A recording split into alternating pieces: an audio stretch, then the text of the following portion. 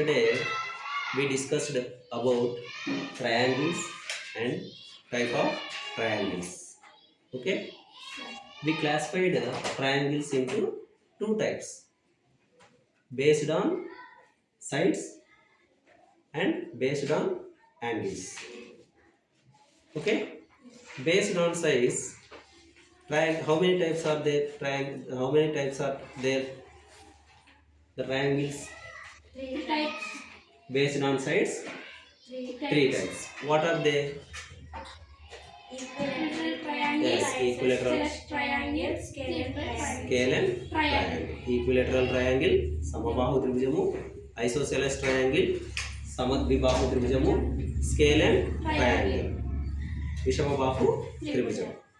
Then based on angles, how many types of triangles? Three types. What are they? Right angle triangle, obtuse angle triangle, acute angle triangle. Very good. Acute angled triangle, right angled triangle, obtuse angled triangle. అల్పకోణ త్రిభుజము, లంబకోణ త్రిభుజము, అధికకోణ త్రిభుజము. Okay. Now we discussed about right angled triangle. Okay. ఇప్పుడు లంబకోణ త్రిభుజము గురించి తెలుసుకుందాం. Okay, right angle triangle and Pythagorean theorem, Pythagoras సిద్ధాంతం గురించి ఇప్పుడు మనం తెలుసుకుందాం. ఓకేనా? Okay, look at here. What type of angle triangle is this?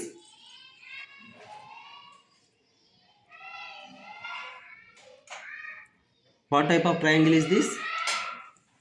90 degrees. Very good, 90 degrees ఉంది. So here is 90 degrees angle here. Then what we call this triangle? Right angled triangle. Okay, this is the right angled triangle. And the side which is opposite to the right angle is called hypotenuse.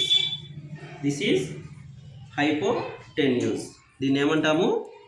లంబకోణానికి ఎదురుగా ఉన్నటువంటి భుజాన్ని మనం hypotenuse అంటాం అన్నమాట. Hypotenuse అంటే కర్ణము అని తెలుగులో అంటాం. ఓకేనా?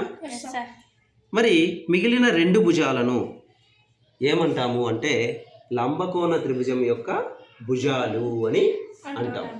Okay, sides of right angle triangle. Okay, now this is A B C right angle. Then what is hypotenuse? AC is the hypotenuse. What are the sides of right angle triangle? AB and BC. Okay na? Right. AB BC లంబకోణ త్రిభుజం యొక్క భుజాలు అంటాము. దీన్నే legs of right angle triangle అంటాం. Legs of right angle triangle. Okay, legs ఏంటివి? AB BC. ఓకేనా?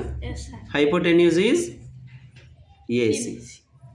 Okay, then now we discussed about Pythagoras theorem.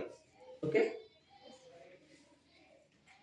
What is Pythagoras theorem?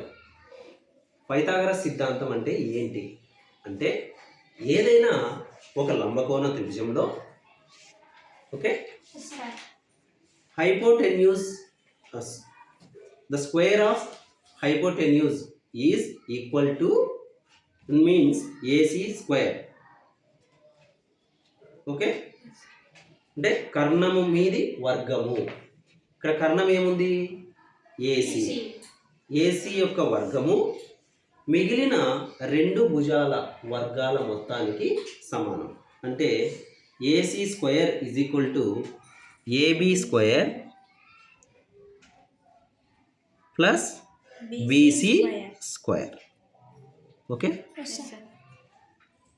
The square of hypotenuse is equal to the sum of squares of legs of the right angle. Okay, this is Pythagoras theorem. Now we prove this. దీన్ని మనం నిరూపిస్తాం. ఎలా అంటే మనము ఒక 8 సమాన కొలతలు కలిగినటువంటి లంబకోణ త్రిభుజాలను తీసుకుంటాం.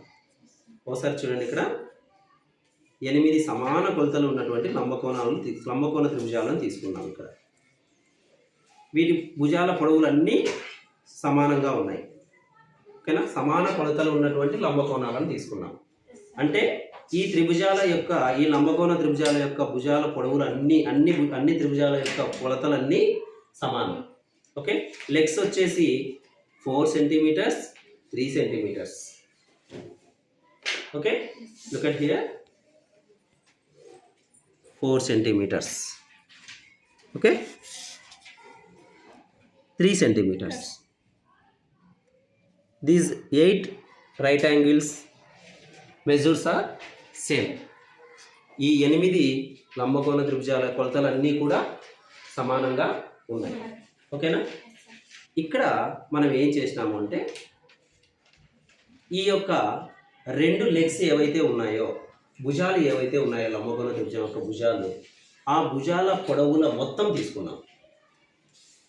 ఈ భుజం పొడవు ఎంత? 4 సెంటీమీటర్స్. ఈ భుజం పొడవు 3 సెంటీమీటర్స్. Total 7 centimetres. ఓకేనా? తర్వాత కర్ణం పొడవు చూడండి, హైపోటెన్యూస్ మెజూర్ ఎంత ఉంది ఇక్కడ?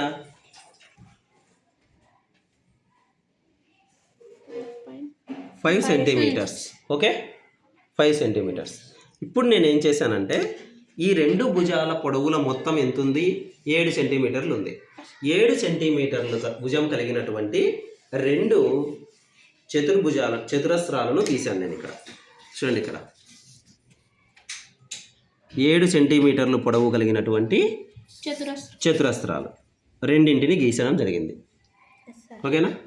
ఈ 7 సెంటీమీటర్లు ఎందుకు తీసుకున్నాం అంటే లంబకోణ త్రిభుజం యొక్క భుజాల పొడవుల మొత్తం, 2 భుజాల పొడవుల మొత్తం. ఓకేనా? కర్ణం తీసుకోలేదు, 2 భుజాల పొడవులు మాత్రమే తీసుకున్నాం. 7 సెంటీమీటర్లు ఉంది కాబట్టి 7 సెంటీమీటర్లతో నేను 2 చతురస్రాలను గీయడం జరిగింది. ఓకేనా? ఇప్పుడు ఏం చేస్తున్నానంటే మనం తీసుకున్నటువంటి ఈ సమాన కొలతలు కలిగినటువంటి లంబకోణ త్రిభుజాలను ఈ యొక్క చతురస్రంలో అమరుస్తున్నాను. చూడండి, ఇక్కడ ఒకటి,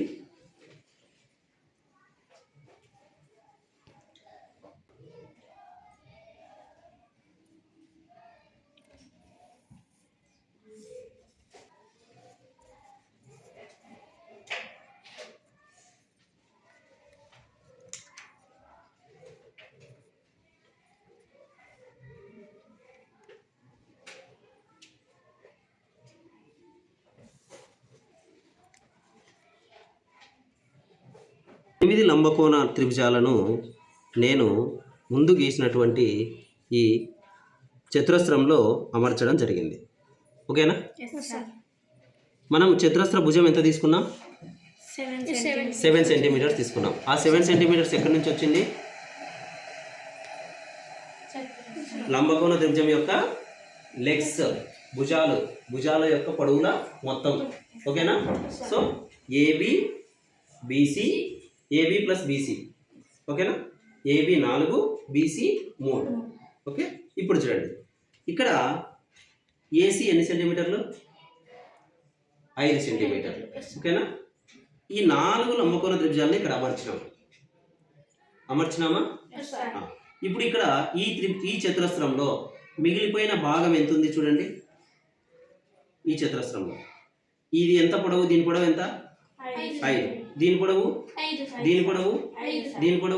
5.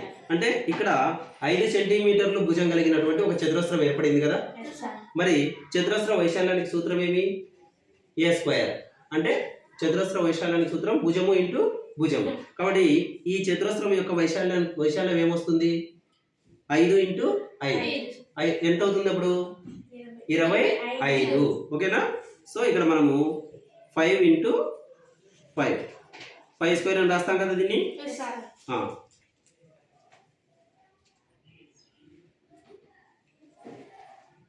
5 ఇంటూ 5 25 Yes, sir. యూనిట్ అనుకుందాం, లేదా 25 చదరపు సెంటీమీటర్లు. ఓకేనా? 5 ఇంటూ 5 దీని వైశాల్యం. ఇప్పుడు ఇక్కడ చూడండి మా, ఈ చతురస్రం యొక్క భుజం పొడవు ఎంత? 7 సెంటీమీటర్లు. ఇక్కడ మిగిలినటువంటి ఈ ఆకారం ఏ ఆకారంలో ఉంది? ఇది చూడండి, దీని పొడవు చూడండి ఒకసారి. ఎన్ని సెంటీమీటర్లు ఉంది? మిగిలింది 3 సెంటీమీటర్లు. ఇక్కడ కూడా 3, అంటే ఇది 3/3 స్క్వేర్. ఓకేనా? ఇది చూడండి, ఇది 4, ఇక్కడ 4, అంటే 4/4 స్క్వేర్ ఇది. ఓకేనా? ఇప్పుడు ఇది దీని వైశాల్యం రెండింటిని కలుపుదాం. ఓకేనా? చూడండి ఒకసారి. 3/3 ఈజ్ఈక్వల్ టు ఏమవుతుందమ్మా? 9 స్క్వేర్ సెంటీమీటర్స్. ఇది 4/4 ఎంత అవుతుంది? 4 4 16 స్క్వేర్ సెంటీమీటర్స్. ఇప్పుడు ఈ చతురస్రంలో ఇక్కడ ఏర్పడినటువంటి మిగిలినటువంటి ఈ చతురస్రం యొక్క వైశాల్యము 25 సెంటీమీటర్లు, 25 చదరపు సెంటీమీటర్లు. ఇక్కడ ఏర్పడినటువంటి ఈ 2 త్రిభుజాల, ఈ 2 చతురస్రాల వైశాల్యాల మొత్తానికి సమానం అవుతుంది. చూడండి, 9 square centimetres plus 16 square centimetres. 9 + 16 ఏమవుతుంది మా? 25. 25 is equal to 25 square centimetres. ఓకేనా? మనం ఇక్కడ తీసుకున్నటువంటి లంబకోణ త్రిభుజాలు ఎన్ని తీసుకున్నాం? 8 తీసుకున్నాం. ఈ 8లో దాని యొక్క భుజం ఎంత తీసుకున్నాం? ఒక భుజం పొడవు ఎంత? ఏబి ఎంత? ఏబి ఇది 4. ఏబి ఎంత? 4. బీసీ 3, ఇది ఓకే 3 సెంటీమీటర్లు. ఓకేనా? సో ఏబి స్క్వేర్ 16, ఇది 16 చదరపు సెంటీమీటర్లు. బీసీ స్క్వేర్ ఇది, దీని వైశాల్యం 9 చదరపు సెంటీమీటర్లు. ఇవి రెండు కలిపితే దేని మొత్తానికి సమానమైంది? ఏసీ కర్ణం ఉంది చూడండి ఇక్కడ, ఇది కర్ణమే కదా ఏసీ. దీని వైశాల్యానికి సమానమైంది చూడండి, 25 25. చూడండి ఈక్వల్ వచ్చిందా లేదా? సో ఇది కర్ణము AC square is equal to, ఇది ఒక భుజము, ఇది ఒక భుజము. ఓకేనా? AB square plus BC square. అంటే కర్ణం ఎంత తీసుకున్నాం మనం? పొడవు 5 square is equal to AB అంటే 4 స్క్వేర్ ప్లస్ బీసీ అంటే 3 స్క్వేర్కి సమానం. ఓకేనా? 25 is equal to 16 plus 9 is equal 25. రెండు సమానమైనవి. ఓకేనా? సో బేస్డ్ ఆన్ దిస్, దీన్ని ఆధారంగా చేసుకొని పైథాగరస్ థీరం ఏంటి అంటే, the square of hypotenuse is equal to the sum of squares of 2 legs of the right angle triangle. Okay? కర్ణము మీది వర్గము మిగిలిన 2 భుజాల వర్గాల మొత్తానికి సమానము లంబకోణ త్రిభుజంలో. ఓకేనా? పైథాగరస్ సిద్ధాంతము, ఒక పైథాగరస్ సిద్ధాంతం వర్తించింది అంటే అది ఖచ్చితంగా లంబకోణ త్రిభుజము అవుతుంది. ఓకే? అర్థమైందా?